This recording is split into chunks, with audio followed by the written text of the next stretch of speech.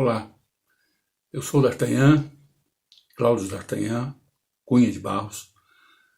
Eu sou membro da Academia Brasileira da Qualidade desde 2014 e tenho participado de vários projetos da academia, e um deles que eu estou agora nesse momento participando é um projeto chamado Mini Cursos, que são apresentações de alguns temas feitos pelos próprios acadêmicos e de uma forma evidentemente muito sucinta, né? E coube a mim falar sobre um dos temas que tem uma ligação, de alguns temas direto, outros indiretamente com a qualidade, mas nesse caso falar sobre conhecimento e sobre gestão do conhecimento. Bom, evidentemente, para falar desse assunto de um tão curto espaço de tempo, teremos que ter o máximo de objetividade possível e nada mais do que sermos levados a algumas reflexões, não é? Porque o assunto é de uma complexidade incrível, não é? E não teria como ser abordado em profundidade nesse tempo. Então vamos passear um pouco sobre esse tema, vamos navegar um pouco sobre esse tema, né? O conhecimento e a gestão do conhecimento. Alguns autores, né, eu li em alguns livros já que tentaram dimensionar qual é a capacidade de armazenagem do conhecimento no cérebro humano e arriscaram um número, né, pelo menos um deles que eu li fala em 2,5 petabytes de capacidade de arquivo, né? Eu não sei como chegaram a essa conclusão, mas de qualquer forma é um número expressivo, né? Cada petabyte significa 1000 teras, né? Então eu não me imagino, né, uma quantidade, como seria medido isso, mas enfim. Foi apenas para levar a reflexão de que o nosso cérebro cabe muita coisa, né? Cabe muita coisa. O armazenamento do nosso cérebro cabe muita informação e muito conhecimento. Então, com base nisso, nós podíamos iniciar esse bate-papo falando de conceito, né? E então, o que é o conhecimento? Qual o conceito do conhecimento? Quando a gente fala de conhecimento, eu, por exemplo, eu sempre que trato de um determinado assunto ou de um determinado tema, eu procuro saber a origem, né? Essa origem a gente chama de etimologia, né? Buscar a origem das palavras, né? Buscar a origem dos temas. E aí eu fui buscar a origem do tema ou da palavra conhecimento, a etimologia dessa palavra. E eu descobri que essa palavra é uma palavra de origem grega e é uma palavra a sonoridade dela em grego é gnosis. Gnosis. Gnosis significa conhecimento em grego, né? E a tradução do gnosis é a razão. A razão é aquela pessoa que entende de algo, é a abstração da ideia. Gnosis significa o efeito do conhecer, significa o discernimento, enfim, significa o saber. Então, conhecimento e saber são duas expressões que são muito simbióticas, né? E, evidentemente, isso se dá através da razão e se dá através das experiências acumuladas e etc., né? Bom, com isso, nós já podemos chegar a uma conclusão, basta olhar para a etimologia da palavra para já imaginar de que o conhecimento é algo que só realmente pode ser tratado como tal se ele estiver depositado, né, no seu cérebro, porque como ele é o saber, como ele é a razão, né, o cérebro é o responsável por este assunto, né? Então, o conhecimento, obviamente, não está depositado em um outro lugar, né, para ser chamado de conhecimento que não seja o nosso cérebro. E tem algumas coisas interessantes sobre o conhecimento, ainda dentro dessa parte ainda conceitual, que é a relação do conhecimento em termos de poder. A gente vê na história, né, que na época da Revolução Agrícola, né, lá pelos pelo século 17, 18, a grande revolução agrícola, onde as pessoas detinham o poder na medida que detinham a terra, que tinham posse da terra. A posse da terra era uma chancela de poder, não é? E o mundo evoluiu, e aí tivemos a Revolução Industrial, né, que veio até nos primórdios aí dos anos 1900, né, ou na metade dos anos 1900, e aí nós tivemos uma mudança do poder. Esse poder mudou de mãos, saiu das mãos de quem detinha a terra e passou para as mãos de quem detinha o capital.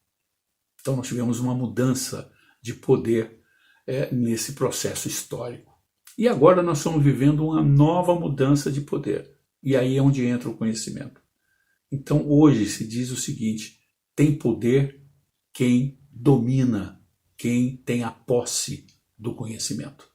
E eu acho que isso ainda vai durar muito tempo, não é? Porque nós percebemos o quanto o poder ele se transforma, o quanto o conhecimento ele se transforma em poder.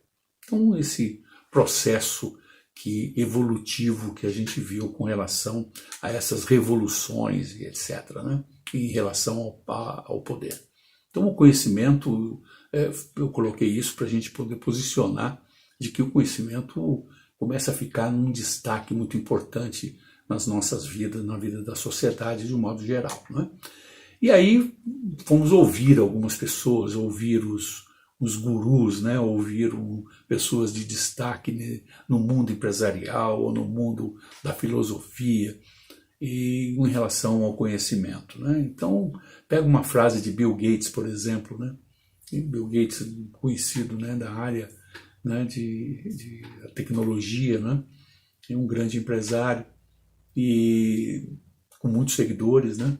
E uma frase que ele disse que é muito interessante, que ele diz o seguinte: o poder, ele não vem do conhecimento que é acumulado, o poder, ele vem do conhecimento que é compartilhado. Essa frase é uma frase muito interessante de Bill Gates, porque um poder em que não se aplica, um conhecimento que não se aplica, um conhecimento que não se utiliza, não serve para absolutamente nada, né? Agora, quando você troca esse conhecimento com outros conhecimentos, quando você compartilha esse conhecimento, ele se transforma num poder. É uma coisa bastante interessante isso, né? Isso é um posicionamento de Bill Gates, né? Você pega Confúcio, por exemplo, né, o grande filósofo chinês lá dos anos 550 a.C., né? E ele diz o seguinte: a essência do conhecimento é, tendo-o, aplicá-lo. Não o tendo, confessar a sua ignorância. Essa é uma posição bem filosófica, né?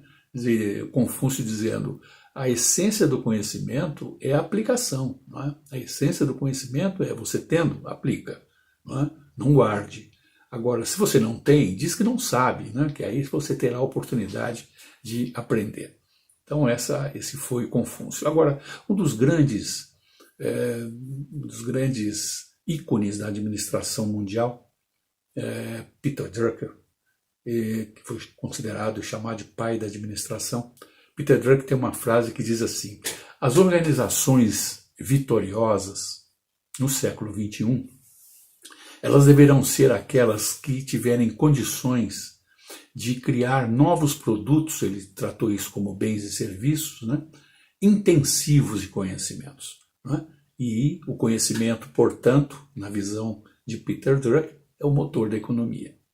Então, ele diz o seguinte: quanto mais produtos, né, bens e serviços forem intensivos de conhecimento, quanto mais se move a economia. Então, isso dito por um guru da administração, evidentemente temos que levar isso em consideração, né? Temos que fazer uma boa reflexão sobre isso. Existem outros ícones aí do mundo empresarial que também fala muito sobre conhecimento, né? O próprio Francis Bacon, por exemplo, em inglês, né, que não foi um filósofo, que fala que o conhecimento em si só, ele já é um poder, né? Isso já falado desde o século passado pelo Francis Bacon, né? Ou do século retrasado até. Mas, enfim, então todas essas pessoas falam de conhecimento sempre relacionando o conhecimento com o poder, né? E o conhecimento como algo extremamente importante que deve ser compartilhado. Eu citei vários personagens e todos de outras nacionalidades, mas podemos falar de alguém do Brasil, né? Aliás, também um grande ícone brasileiro, né? Da educação, da poesia, né?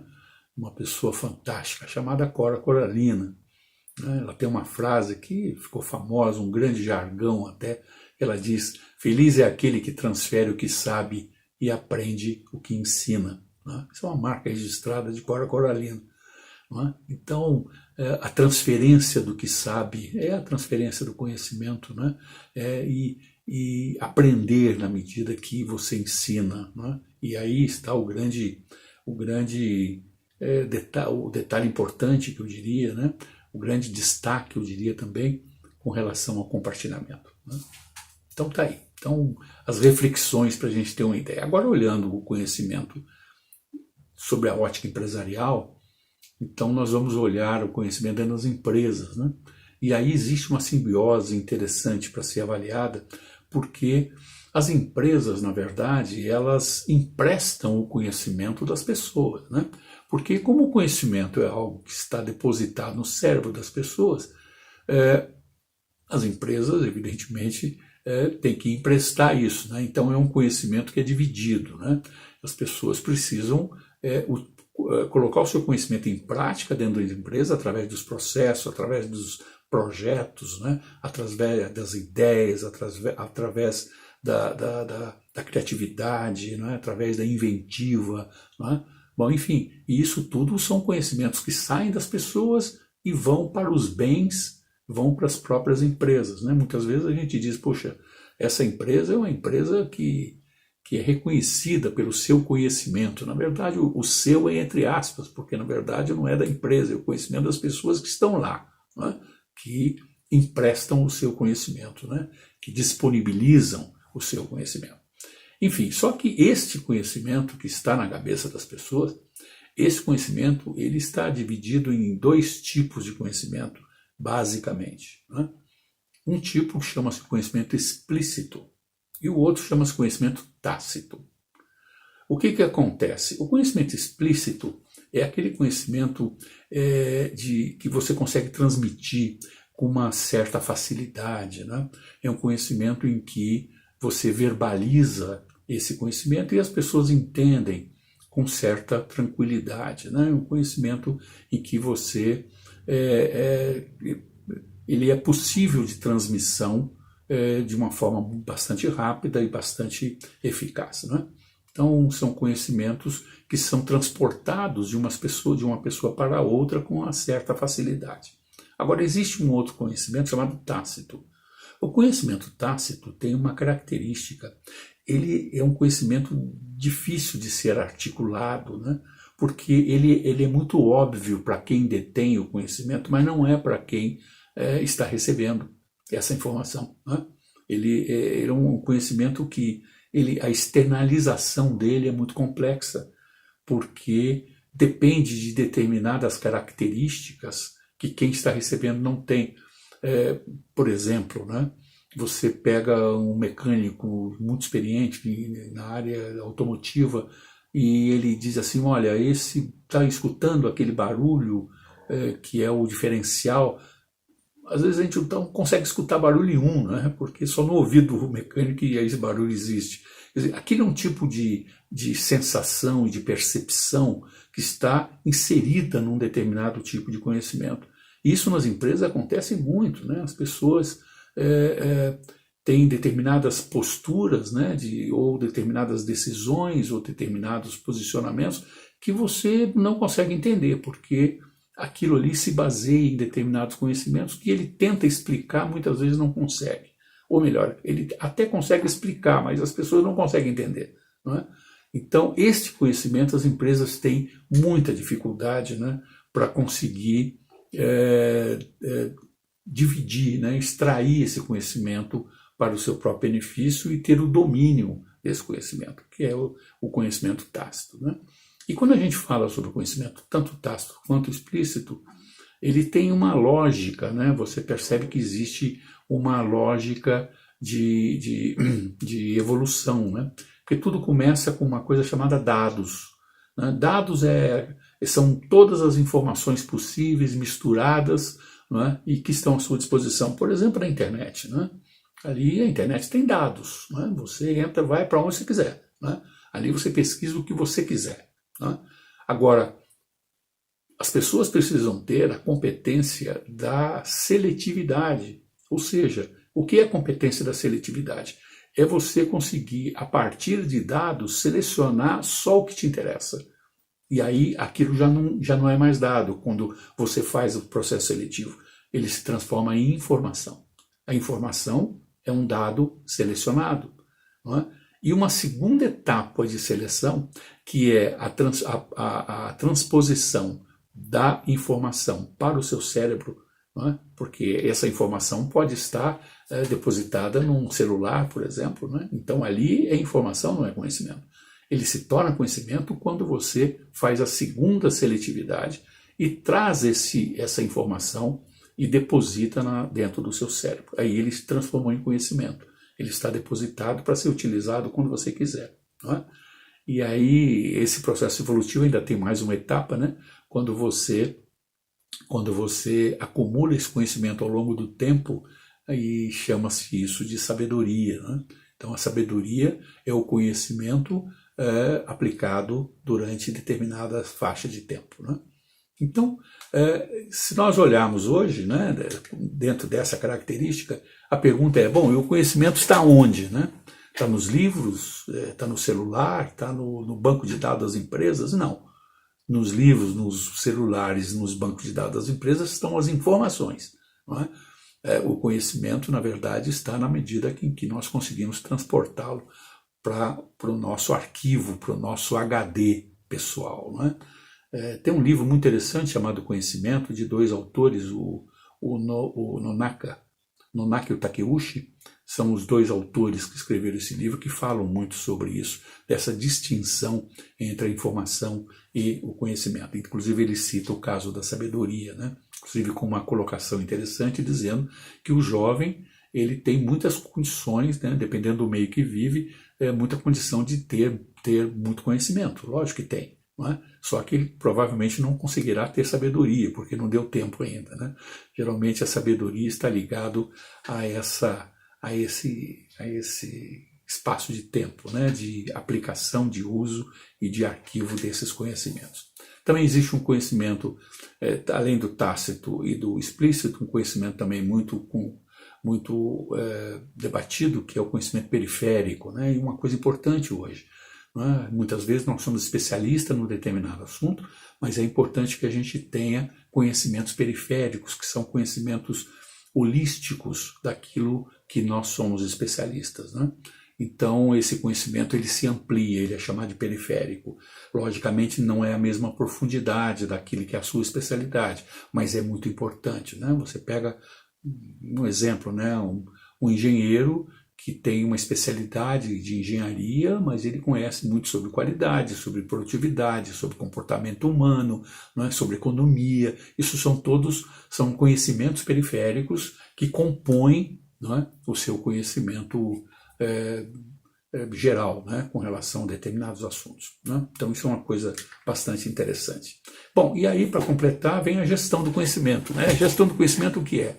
São esses conhecimentos que estão nas cabeças das pessoas, olhando para dentro agora, numa visão empresarial, dentro das empresas, esse conhecimento ser formatado como um capital intelectual das empresas, não é? Esse conhecimento das pessoas dentro das empresas fazer a governança desses conhecimentos, não é? De maneira que ele não fique só na cabeça dessas pessoas, mas que ele seja articulado de forma a ser utilizado por outras pessoas, para que ele democraticamente ele esteja disponibilizado para as pessoas que precisam utilizá-lo, né? Chama-se isso de ativos intangíveis da empresa, né? A gestão do conhecimento tem um grande desafio, né? Que eu conheci algumas empresas que têm esse projeto. O grande desafio da gestão do conhecimento, que é exatamente esse transporte do conhecimento para um determinado arquivo da empresa sobre vários tipos de mídia, né? O grande desafio é o conhecimento tácito, né? É como que nós conseguimos, né? Aliás, tem até um videozinho muito interessante, né, que é uma senhora, né, chamada de Vovó Fanny, ensinando as pessoas a fazer biscoito, né? Então, essa senhora, ela tinha uma parte do conhecimento que era explícito, né? Sobre o tipo de farinha, o tipo de óleo, a quantidade de sal, de açúcar, etc. Né? E o próprio processo em si também não tem segredo nenhum, aquilo estava dentro de uma receita, tudo é explícito. De repente ela diz, bom, aí você vai apertando a massa até sentir o ponto. Quando ela chegou nesse momento, se transformou em tácito, porque as pessoas ficam perguntando, mas como é sentir o ponto? Ela falou assim, não, é sentir o ponto, eu sinto o ponto. E como é que se explica isso num procedimento, né? É uma coisa muito difícil, muito complicada, muito complexa, né? Enfim, então, esse é o grande desafio da gestão do conhecimento. E ele tem um ciclo, né? Eu fecharia com esse ciclo, que é o ciclo da gestão do conhecimento. Ele começa com o processo de geração. Então, as empresas precisam gerar esse conhecimento. Então, elas precisam descobrir quem tem qual conhecimento, né? Ele precisa gerar. Isso se gera através de eventos, através de seminários, através de pesquisa, através de desenvolvimento, através de algumas ferramentas de participação, através de comunidade prática, né? E as pessoas vão se declarando, né, conhecedores de determinados assuntos, né, que são de interesse da própria empresa. O segundo passo é a codificação, ou seja, eu tenho aqueles conhecimentos disponíveis, eu tenho que separá-los, né? Eu tenho conhecimentos que são da área financeira, eu tenho conhecimentos que são da área administrativa, conhecimentos da área operacional, da área de recursos humanos. Esses conhecimentos precisam ser codificados, não só codificados, como preservados, né? Tem conhecimentos que são compartilhados pelos seus donos, né? Podemos chamar assim, com as empresas. Porém, aquilo não pode ser de domínio público, né? Como, por exemplo, uma informação financeira, não é? Ou uma base de cálculo para isso, alguma coisa assim. Então, nessa codificação, geralmente a acessibilidade ela precisa ser através de um login, através de um determinado passaporte, não é? Bom, depois de codificado, aí sim ele é colocado para disseminação, ou seja, quem precisar de qualquer conhecimento nesta, naquela e na outra área, está disponível na empresa para que as pessoas possam compartilhar, né, desses conhecimentos para uso da própria empresa, para o uso do seu trabalho, etc. Né? E aí ali estão as boas práticas, né? Ali estão a acessibilidade que as pessoas podem ter em todos os níveis, nível operacional, no tático e também no nível executivo, né? E aí a empresa, com isso em mãos, ela apropria este conhecimento como um ativo agora tangível, né? Então o conhecimento é um ativo intangível, mas depois de apropriado, a empresa sabe o quanto ela tem no seu ativo, né, o conhecimento que está compartilhado com todos os seus funcionários. Então, o conhecimento e a gestão do conhecimento, um tema de uma grande complexidade. Eu procurei resumir só algumas coisas que são interessantes para nos levar a uma reflexão, mas é um assunto que vale a pena aprofundar, vale a pena estudar, não é? Principalmente a parte de gestão do conhecimento, que é um assunto extremamente desafiante. Já tem empresas que têm até departamentos cuidando desse tipo de assunto. Então, o objetivo era apenas provocá-los com relação a este assunto, não é? E levá-los à reflexão desse tema tão relevante e tão interessante que é o conhecimento e a gestão do conhecimento. Então, até a próxima, até um próximo tema. Muito obrigado pela atenção de todos.